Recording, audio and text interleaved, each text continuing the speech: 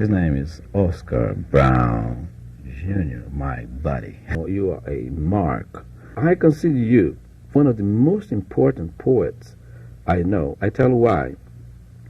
Well, I'm a poet too. You know that. That's for sure. I'm very concerned about the not only the beauty of the poetry that exists in the words, but also the point of view, the responsibility that we have as a humans, as a people, from any race, from any background, we have a serious responsibility.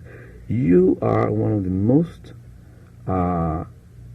correct, powerful poets that I ever heard. Not only in your ability of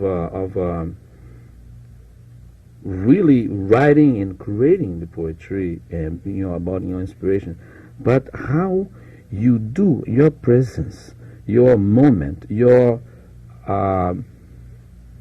ability of perceiving the beauty of the moment.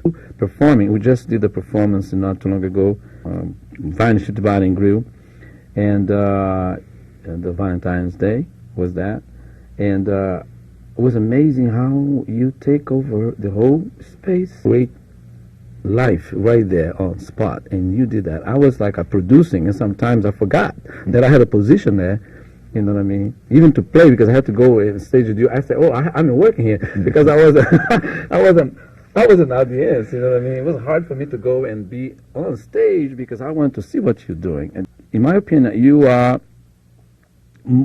I have to say that, more important than Shakespeare.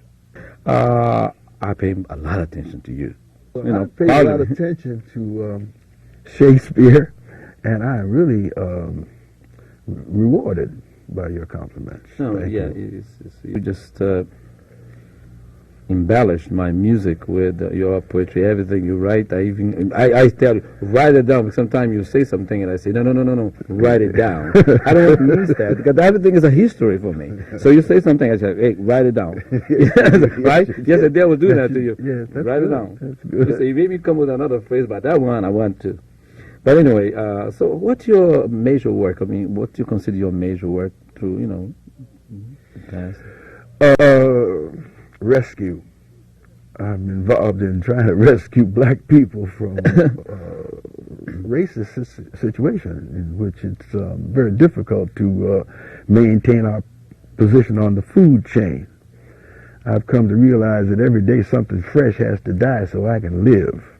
And I don't have any remorse about that. I don't feel anything too much about the cow as I'm eating the hamburger. I'm thinking about steak.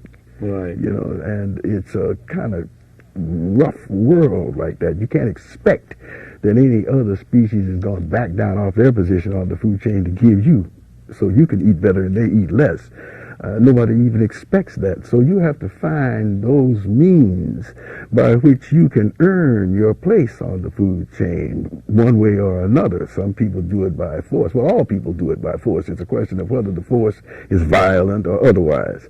I'm a poet, so I'm not of the sword. I'm of the word.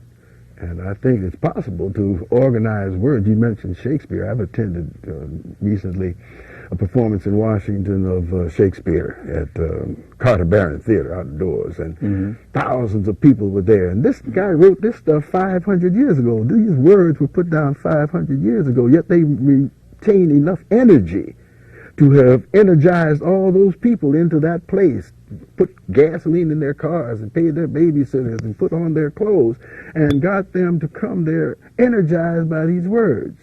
It said in the Bible, in the beginning there was the Word, and the Word was with God, and the Word was God. And the spoken word, the use of the word is of such great energy and positive potential that I feel that the work of rescue can be accomplished in part that way. The other part, of course, is music. I'm very much involved in making music, in the rhythms, particularly of Africa, which have prevailed so strongly in America that all the popular dance forms, all the popular musical styles have come from what is called the black bottom. from the Charleston through the cakewalk, through all the dances that boogie woogie and the jerk, the bump, the boogaloo, all the stuff that has been all the musical styles, jazz, bebop, gospel, rock, rhythm and blues, even country western is based on the boogie woogie changes of the early African music. So in America, I mean. So that's been a very much a part. So how to organize this force in a positive way? This is a joyful thing. These are gifts we're talking about. People can't just pick up the guitar, pick up the drum, and play like Mayuto. You have to be gifted, and that gift can only come from one place, whatever you call it. It's my obligation to be in tune with that kind of work that you have too, and that's why we are very good friends, and we are also very we in harmony with that, you know, for sure.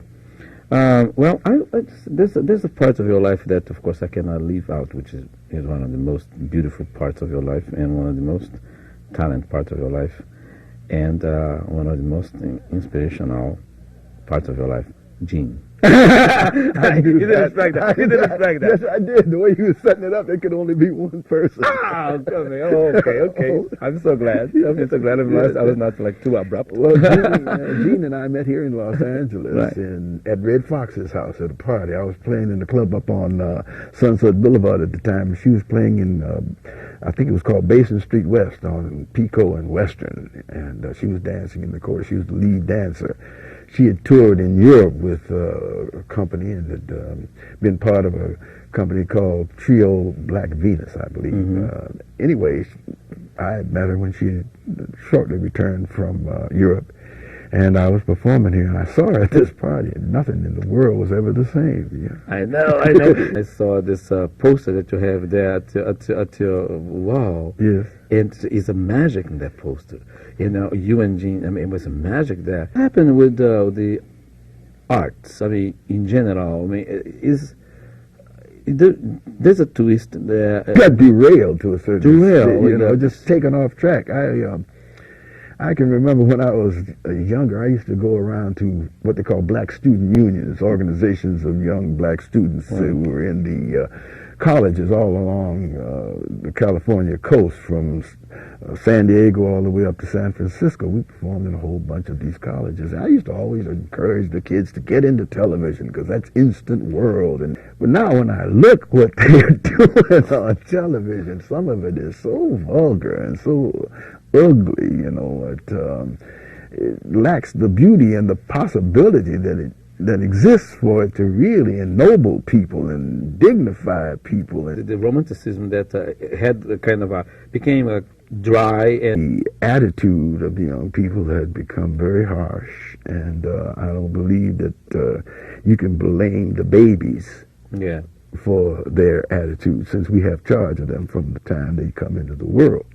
So if we raise a generation of disenchanted, you know, really angry young people, I see no reason why men shouldn't be able to run boys. Men are where boys have to go. And boys respect that. They know that if you carry yourself like a man. Right. All men have been boys, and so we are an expert in being boys. That's right. The difference between men and boys is the price of their toys. It's how much they pay for the way in which they find their joys.